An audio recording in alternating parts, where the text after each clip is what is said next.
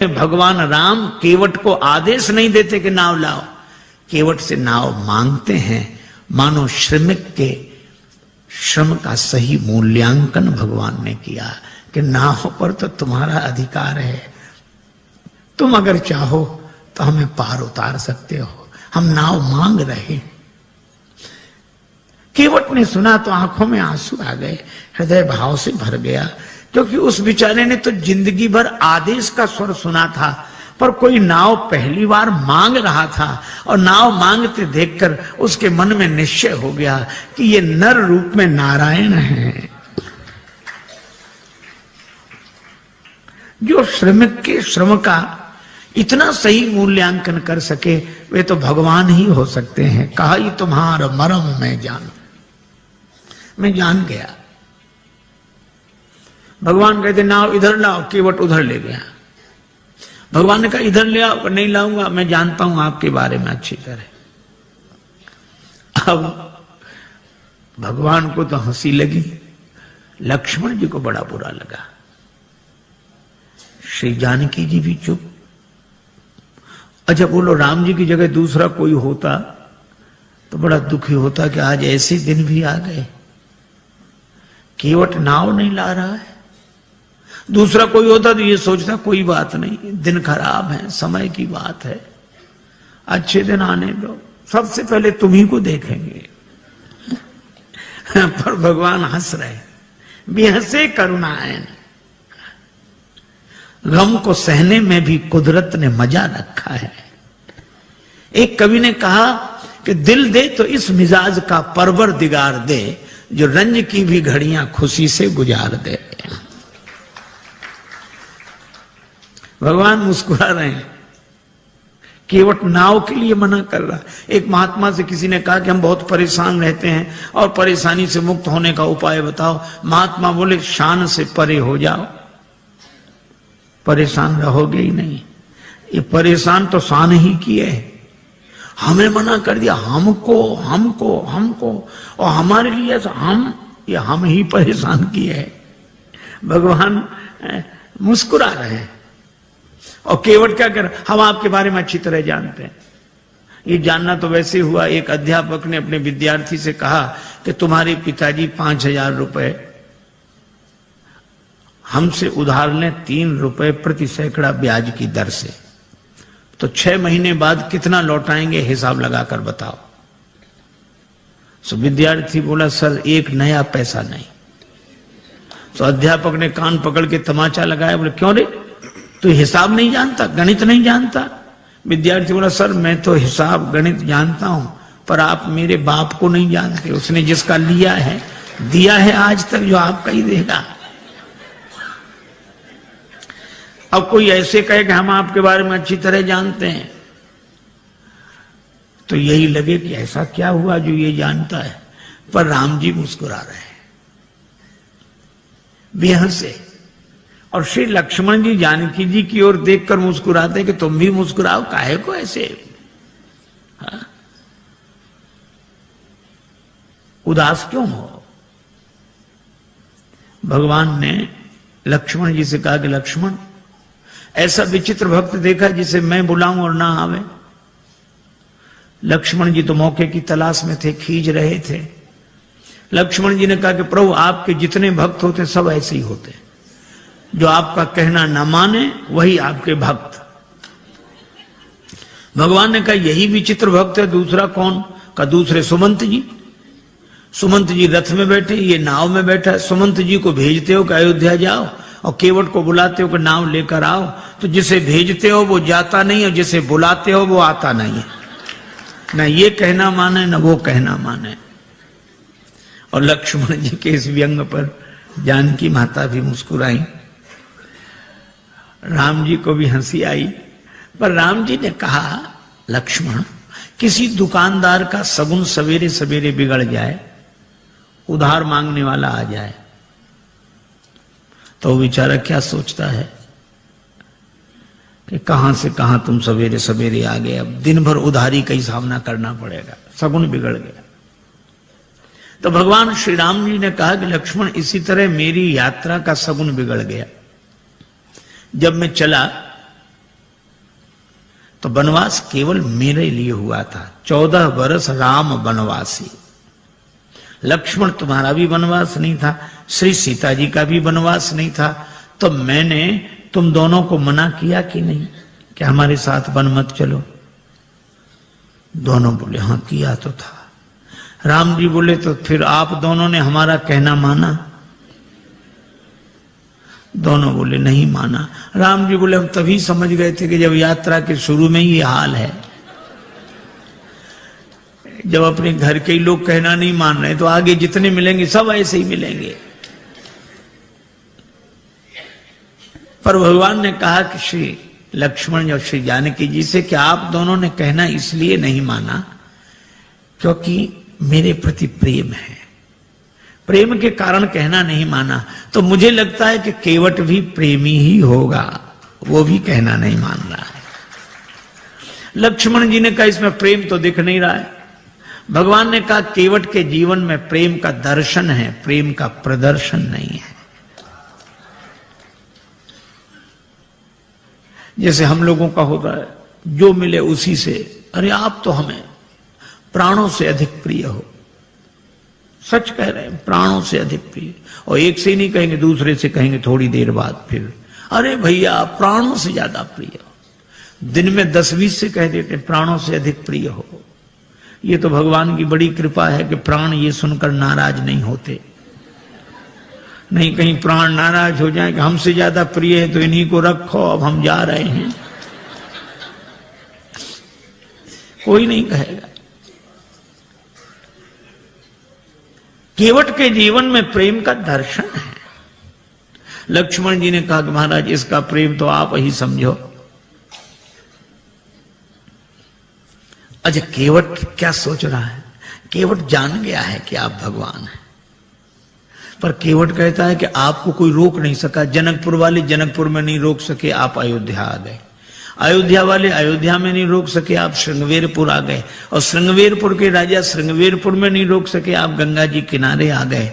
और अगर मैं भी आपको नाव में बिठाकर पार कर दूंगा तो फिर मेरी भी क्या हिम्मत जो मैं आपको रोक लूं। तो उपाय यही अच्छा है, ना नाव लाऊंगा ना पार करूंगा, अपने आप रुके रहोगे। कही तुम्हारा मरम में जाना।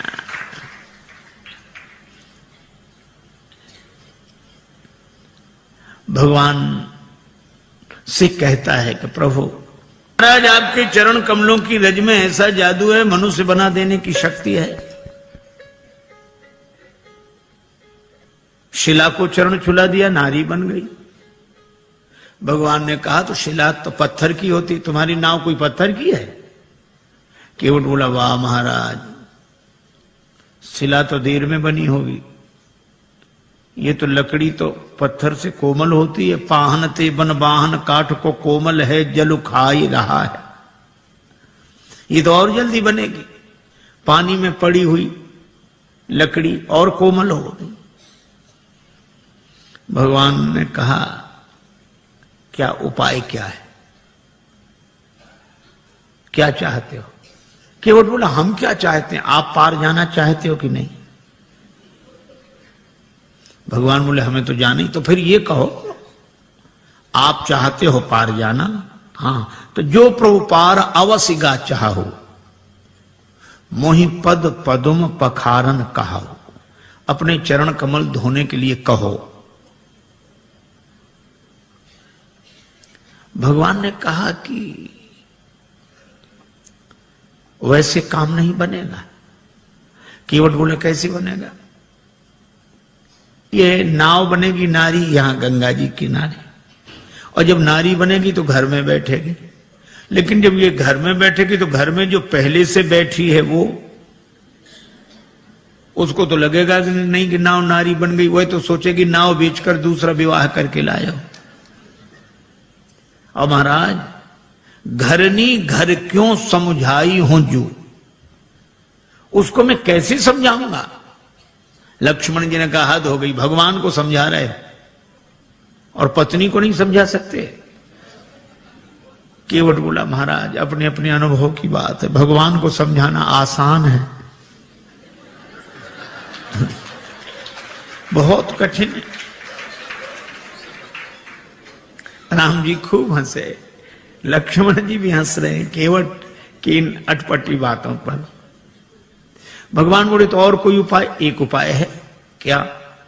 यही घाट ते थोड़िक दूरी अहे कटिलों जल था दिखाई हो, जो थोड़ी दूरी पर कमर तक जल है, आराम से निकल जाओ। भगवान बोले वही ठीक, बताओ। केवट बोला वाह महाराज, अभी सवेरा हुआ है, यात्रियों का आना जाना शुरू हुआ है, हम आपको वो जगह बताने जाएं सब देख लेंगे, हमारी नाव में कौन बैठेगा, रोजी रोटी का सवाल है, ऐसा नहीं। तो फिर आप दिन भर रुको, जब सूर्यास्त हो जाएगा सब लोगों का आना जाना बंद होगा, मैं जाके बता दूंगा, फिर रात को निकल जाना, चाहे सवेरे निकल जाना। भगवान बोले लक्ष्मण चरण धुलाना ही ठीक है, यहां कहां रुकेंगे। केवट कहता है कि चरण धोने के लिए कहो। पात भरी सहरी सकल सुत बारे बारे, केवट की जाति कछु वेद ना पढ़ाई हो, पूरो परिवार मेरो याही लाग राजा जू हो, वित्तहीन कैसे दूसरी गढ़ाई हो। अगर ये नाव नारी बन गई तो फिर यह भी तो सोचो महाराज, कर पूरे परिवार का पालन इसी नाव से होता है, तो परिवार का पालन करने वाला साधन तो चला जाए और घर का एक सदस्य और बढ़ जाए। महाराज कृपा करो आप तो। अच्छा, अब इसमें एक बड़ा तात्विक संकेत है। केवट कहता है कि नाव नारी न बने। हम लोग भी व्यवहार का काम करते हैं, दुकान चलाते हैं, व्यापार करते हैं, पैसा लेते हैं, देते हैं। श्री तुलसीदास जी कहते हैं सब करो, कोई बात नहीं। केवट भी यही करता है, धंधा करता है, यात्रियों को बिठाता है, उस पार ले जाता है, पैसा लेता है। लेकिन इस केवट की सबसे बड़ी विशेषता एक है कि यह नाव तो चलाता है, लेकिन नाव गंगा जी में चलाता है। और गंगा जी क्या है का राम भक्ति जहां सुरसरी धारा। इसी तरह हम दुकान व्यापार आदि सब करें, लेकिन भक्ति की भाव धारा से जुड़कर करें। यही केवट प्रसंग का संकेत है। भगवान ने कहा अगर तुम्हारी नाव नारी बन गई तो पार करने वाली खुद पार हो जाएगी, जड़त्व से मुक्त हो जाएगी। केवट बोला सो तो ठीक है, लेकिन नाव नारी बनेगी तो घर में बैठेगी, और इसका अर्थ कि मेरी बुद्धि अगर चैतन्य हो गई तो आत्मन्यो आत्मना तुष्टा के भाव से घर में बैठेगी, तो भक्ति की गंगा जी तो छूट जाएंगी। प्रभु मैं ऐसी मुक्ति नहीं चाहता जो भक्ति की गंगा जी से दूर कर दे। वह नहीं बंधन की जो अज्ञानता से बांध ले मन, और फिर सहसा कभी भी टूट सकता हो अकारण। मुक्ति छू पाए न जिसको मैं उसे बंधन कहूंगा, जो मरण को जन्म समझे मैं उसे जीवन कहूंगा। महाराज मुझे मुक्ति नहीं चाहिए, और आपके चरणों की रज मुक्त कर देने वाली है, तो इस मुक्त कर देने वाली धूल को ही धो डालूंगा। काहे से धोगे? गंगा जल से। और कितना बढ़िया संकेत है कि इस मुक्त करने वाली रज अर्थात रजोगुण जन्य कामना को भक्ति के भाव जल से धो डालूंगा। मुक्ति नहीं चाहिए, सगुण उपासक मोक्ष न लें। भगवान ने कहा तो फिर धो लो चरण, क्या दिक्कत है? केवट बोला ऐसे नहीं धोऊंगा, कहोगे तब धोऊंगा। मोहि पद पदुम पखारन काहू कहो। श्री राम जी ने कहा कि काहे को इतनी जिद कर रहे हो? अरे बहुत लोगों ने हमारे चरण हमसे बिना पूछे धो लिए, हमने मना थोड़े ही किया। तुम भी धोगे तो मना थोड़े ही करेंगे, पर कहलाते क्यों हो? और फिर हमको संकोच होता, हम कैसे कहें कि हमारे चरण धो लो? अरे किसी श्रद्धे के प्रति किसी की श्रद्धा है तो चरण छू ले, पर ऐसा कौन श्रद्धे होगा जो अपने चरण फैला कह के चलो छुओ? ऐसा तो वही कह सकता है जिसका शर्म से कोई संबंध ना हो। अब भगवान कैसे कह देंगे हमारे चरण धो? और केवट कहता कहोगे तभी धोएंगे। तो भगवान ने कहा कि बिना पूछे धो लो। बहुतों ने धो लिए। केवट ने कहा सुनो महाराज, जिन्होंने बिना पूछे आपके चरण धो लिए उनकी अपनी गरज रही होगी, उन्हें भवसागर से पार जाना होगा, इसलिए उन्होंने आपके चरण आपसे बिना पूछे धो लिए। लेकिन यहां गरज मेरी नहीं, यहां गरज आपकी है। मुझे पार नहीं जाना, पार आपको जाना है। इसलिए अगर पार जाना हो तो कहो कि हमारे चरण धोकर हमें पार कर दो। भगवान मुस्कुराए कि केवट सब कुछ पाए ले रहा है, पर इतना चतुर है एहसान रत्ती पर नहीं। आपकी गरज है, कहना हो कहो। लक्ष्मण जी बोले अगर चरण धुला लें तो? लक्ष्मण जी बोले सुन, पहली बात सुन, भगवान से भी बहस कर रहा है, कहीं भगवान नाराज हो गए तो वापिस चले जाएंगे। केवट बोला नहीं जाएंगे। कहा ही तुम्हारा मरम में जाना। श्री जानकी जी भी साथ आई हैं, और मरम शब्द का एक ही अर्थ है, रकार रामचंद्र हैं, मकार मातु जानकी। तो ये रकार रूपी राम जी मकार से घिरे हुए हैं, अर्थात श्री जानकी जी की कृपा के कारण आए हैं, और जानकी जी उपस्थित हैं तो श्री राम लौट नहीं सकते, वो तो कल्याण करके ही जाएंगे। अच्छा सो तो ठीक है। भगवान बोले अगर चरण धुला लें तो? केवट बोला चरण धुला लो तो कोई हम पर एहसान करोगे? औरों से उतराई लेता हूं, आपसे नहीं लूंगा। नहीं लोगे ना? पद कमल धोए चढ़ाई नाव, ननाथ उतराई चहो।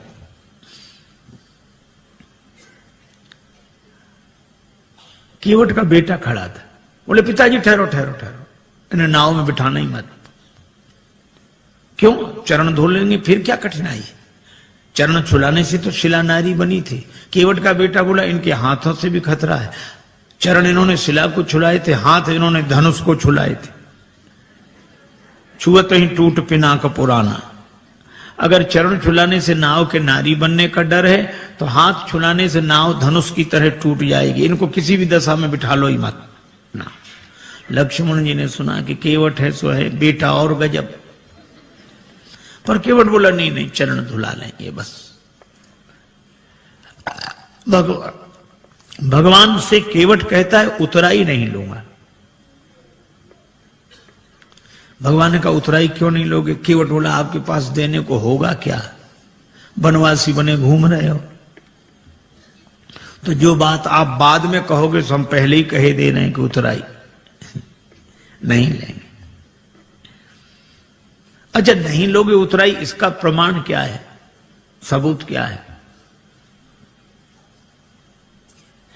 केवट बोला मोहे राम रावरियान दशरथ शपथ सब सांची कहो। राम जी आपकी सौगंध, महाराज दशरथ की सौगंध, सही सही कह रहा हूं। श्री लक्ष्मण जी को लगा कि भगवान ने शीलवश जितनी ढील इसे दे दी है, अब ये कोई बोलने का ढंग है कि हमारी बात बिल्कुल सही है, आपकी कसम, आपके बाप की कसम। बोलने में तो ऐसे ही लग रहा है, पर केवट ऐसे बोल नहीं रहा था।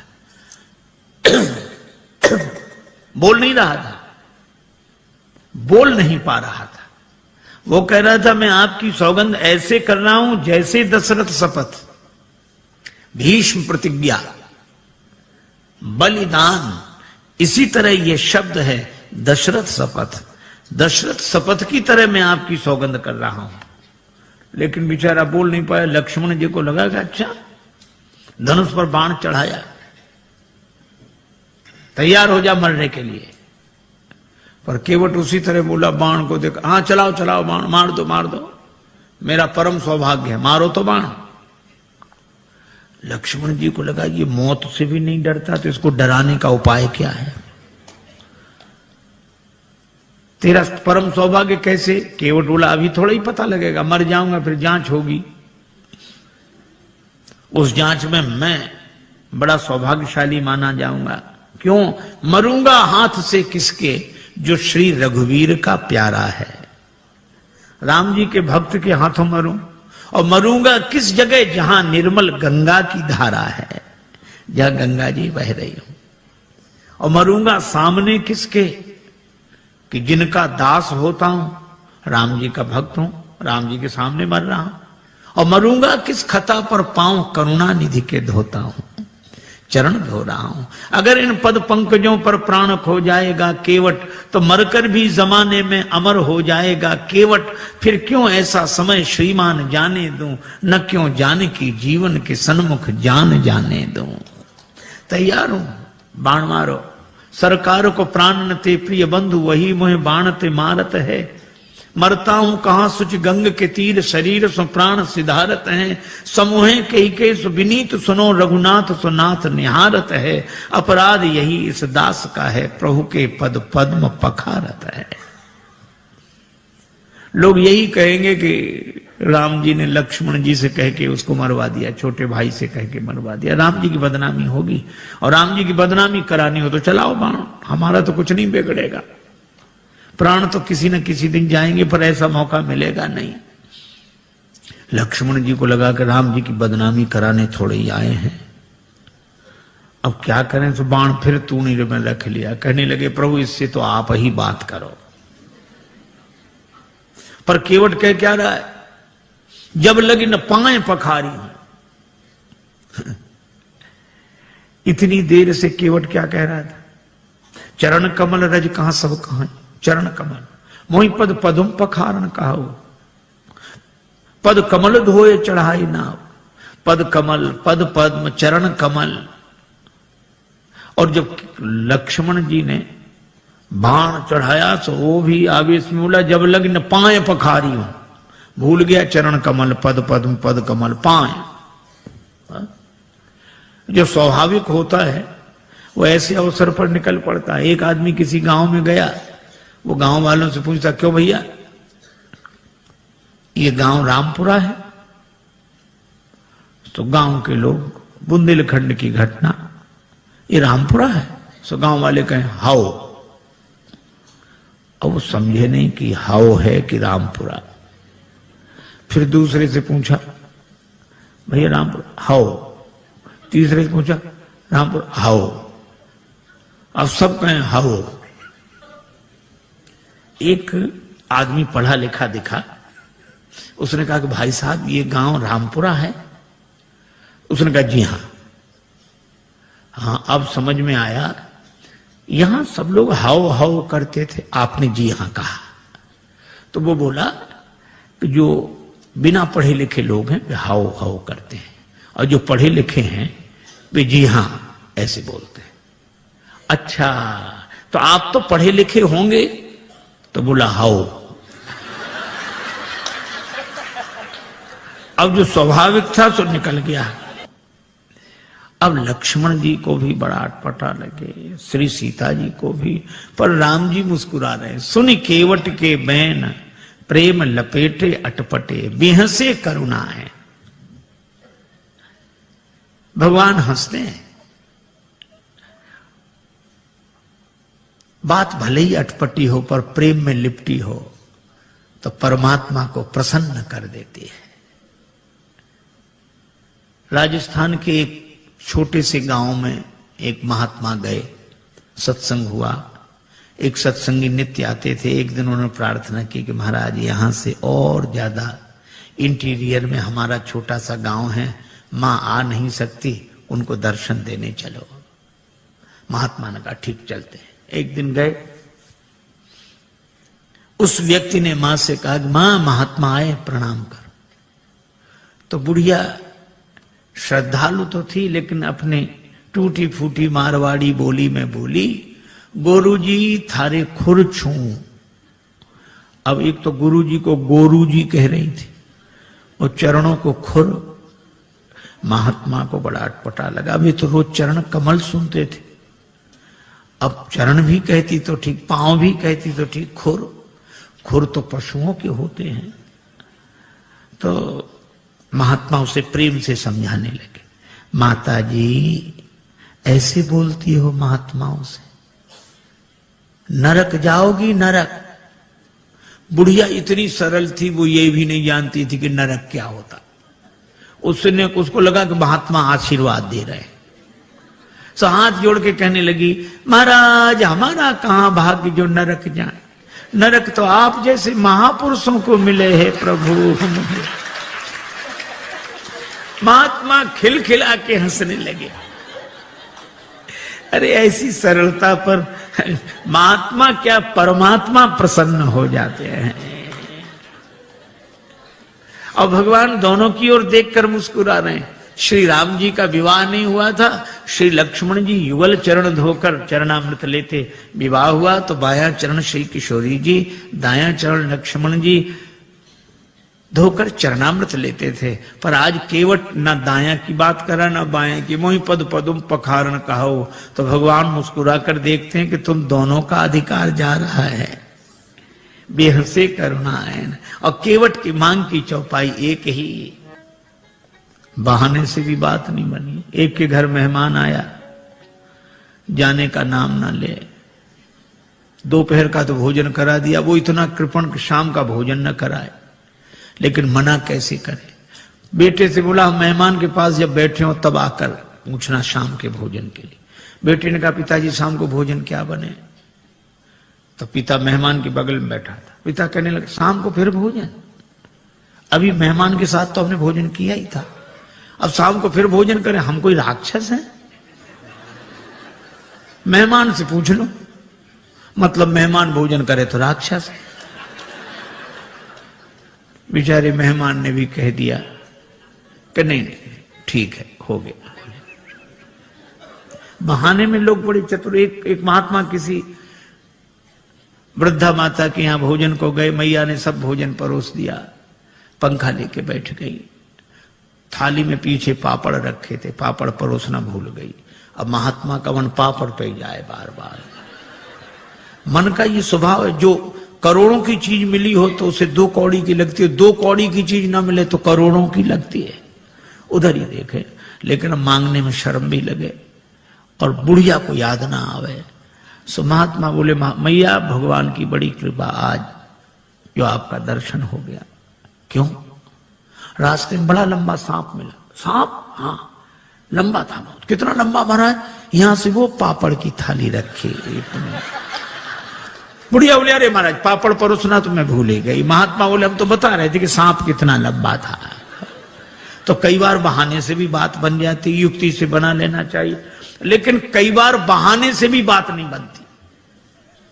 एक के घर मेहमान आए जाए नहीं, और बेचारा घर वाला संकोची कुछ कहे नहीं। 5-7 दिन हो गए। एक दिन पति पत्नी से बोला कि देवी ये मेहमान तो जाता ही नहीं, कोई उपाय। पत्नी बोली और खिलाओ पिलाओ और सम्मान करो, काहे को जाएगा वो। देखो देखो ये व्यंग मत करो, तो उपाय बताओ। पत्नी बोली उपाय तो है 3 मर्ज, उपाय 1, बुखार हो, जुखाम हो, मेहमान हो।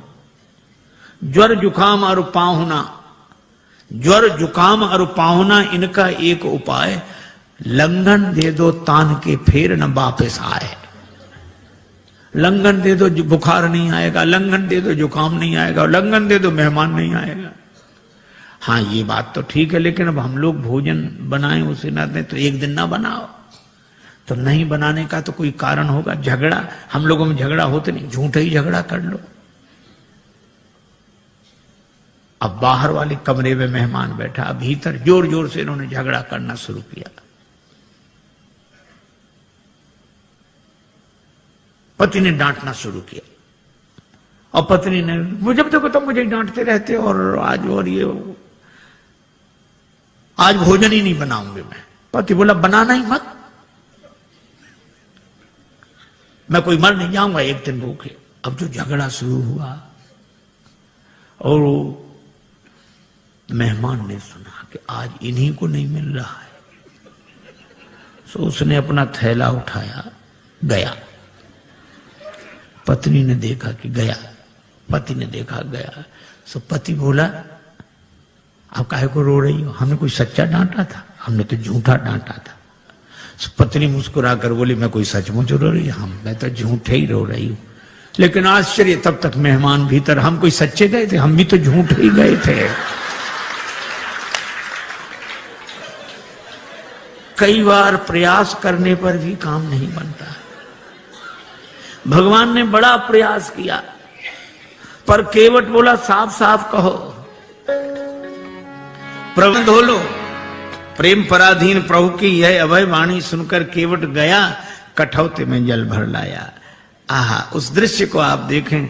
कठौता एक और रख दिया, बाई हथेली आगे बढ़ाई, श्री राघवेंद्र का दायां चरण रखा और कठौते से जल छोड़ दिया, लगा धोने। मन में तो यही भाव है कि वही चरण जिन चरणन ते निकसी सुरसरी, बड़े भाव से चरण धो रहा, लेकिन पता नहीं लगने दे रहा। श्री लक्ष्मण जी ने कहा कि अच्छा केवट, बड़े भाव के कारण चरण धो रहे हो? केवट बोला नहीं नहीं सरकार, हम तो नाव के कारण चरण धो रहे हैं, भाव के कारण नहीं। भगवान एक पांव से खड़े हैं, केवट बैठा, देवता भी आश्चर्य कर रहे हैं कि ऐसे भक्त तो देखे जो भगवान के सामने एक पांव से खड़े रहे, पर ऐसा भक्त नहीं देखा जिसके सामने भगवान ही एक पांव से खड़े रहे। बड़ी देर हो गई, भगवान ने कहा केवट चरण धुल गए? केवट बोला हाँ महाराज धुला तो, लेकिन तब तक भगवान ने चरण नीचे रख दिया। केवट बोला गड़बड़ी कर दी, चरण गीला था, पहुंच तो लेने देते मेरी इस फटी दुपटी से, आपने पहुंचने नहीं दिया, गीला चरण धरती में रखा, धूल लग गई, दोबारा धोना पड़ेगा। लक्ष्मण जी बोले हो चुके पार, चरण तो गीला रहेगा ही, इसमें धूल लगे इसे धुलाओ, उसमें लगे तो उसे धुलाओ, पर चरण ही धुलाते रहो, कभी दायां कभी बायां कभी। भगवान ने कहा रुको रुको, केवट से पूछने दो। केवट हम कब तक ऐसे ही खड़े रहे? केवट बोला सुनो सरकार, गौतम तीय तारण अधम उदाहरण है, प्रेम से पगों को पखारन मोह दीजिए, और धोए चरण को बिनु पहुंचे धरनी में धरो, लागी रज फेर भ्रम दुगुन ना कीजिए। दोबारा मेरे भ्रम को उत्पन्न न करें।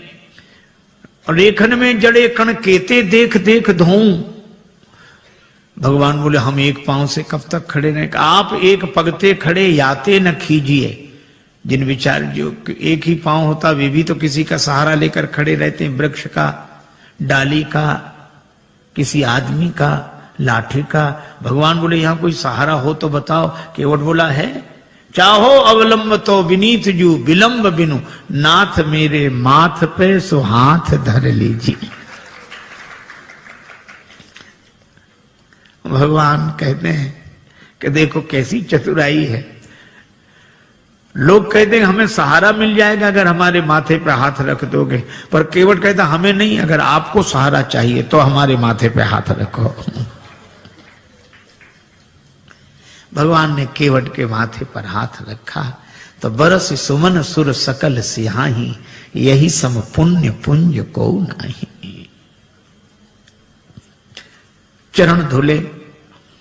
भगवान ने कहा भैया चरण तो धुल गए, हाँ तो अब पार करो। केवट बोला अभी नहीं, आपके लिए घाट का नियम थोड़ा ही तोड़ दूंगा। नियम क्या है? जो पहले आते हैं उन्हें पहले पार करता हूं, बाद वालों को बाद में। भगवान ने कहा तो हम ही तो आए यहां पहले, और पहले से कौन है जो पार ना हुआ हो? हमें तो नहीं दिखाई दे रहा। केवट बोला अगर आपको दिखाई पड़ ही गए होते तो पार ही ना हो गए होते। कौन है? हमारे पूर्वज। तो तुम्हारे पूर्वजों का उद्धार कैसे होगा? केवट हाथ जोड़कर बोला जैसे महाराज भागीरथ के पूर्वजों का उद्धार हुआ। महाराज भागीरथ के पूर्वजों के उद्धार के लिए गंगा जी का जन्म ब्रह्मा जी के कमंडल में हुआ, और आज मेरे पूर्वजों के उद्धार के लिए गंगा जी का जन्म मेरे कठौते में हुआ है। पद पखारी जलपान करी, आप सहित परिवार, पितर पार करी, प्रभु पुण्य मुदित गए उलई पार। पितरों को पहले पार किया। ये देखो प्रसंग कितना सुंदर संकेत करता है। श्रद्धा से एक शब्द बना है श्राद्ध। हम लोग उनका भी श्राद्ध करते हैं जो हमारे पूर्वज अब शरीर में नहीं है। पर एक व्यक्ति मरा, उसके 2 बेटे, मां बहुत कहेगा कुछ करो, बेटे कहते हम इस सब में विश्वास नहीं रखते, क्या फायदा, इससे क्या फायदा। मां ने एक दिन कहा कि पिता की अस्थियां गंगा जी में ही छोड़ आओ, 16 किलोमीटर दूर है, इससे क्या फायदा। मां बोली कि तुम विश्वास नहीं करते, पर जिनकी अस्थियां हैं वे विश्वास करते थे। छोटा बेटा बोला ठीक है हम चले जाएंगे। साइकिल से गया, थैले में पिता की अस्थियां लेकर 12 किलोमीटर दूर गया। एक नाला बह रहा था, कहां जा रहा, 4 किलोमीटर बाद गंगा जी मिल जाता है। बेटे ने सोचा नाला जा ही रहा, हमारे जाने की क्या जरूरत, वहीं छोड़ दी पिता की अस्थियां। लौट आया, मां ने कहा क्यों, पहुंच गई होंगी। रात्रि को उस व्यक्ति ने स्वप्न दिया कि ऐसे मूर्ख बेटे को भेजा, हमारी अस्थियां नाले में डालकर आ गया। मां ने बेटे को बुलाकर डांटा, क्यों रे पिता की अस्थियां नाले में डाल आया। बेटा बोला तुमसे किसने कहा, तुम्हारे पिताजी आए थे रात को सपना देने। तो भी उसने अपनी गलती स्वीकार नहीं की। बोला पिताजी का तो जिंदगी भर दिमाग खराब रहा, मरने के बाद भी पागलपन गया नहीं है। मां ने डांट कर कहा क्या पागलपन है। बेटा बोला 12 किलोमीटर इधर लौटकर सपना देने तो आ सकते थे, 4 किलोमीटर उधर नहीं जा सकते थे। यह हाल है। आज रक्त के संबंधों का पहले जैसा अर्थ नहीं है। आज रक्त के संबंधों का पहले जैसा अर्थ नहीं है। तर्पण भी मिल ही जाएगा, ऐसी भी कोई शर्त नहीं है। लेकिन केवट का प्रसंग हमें सिखाता है, पितर पार करी प्रभु पुण्य मुदित गये लई पार। और भगवान के चरण कमलों को देखकर गंगा जी भी हर्षित हैं। इन्हें तज ब्रह्म कमंडल में अटकी रही भटकी शिवशीष वर्ष केते बिताए हैं।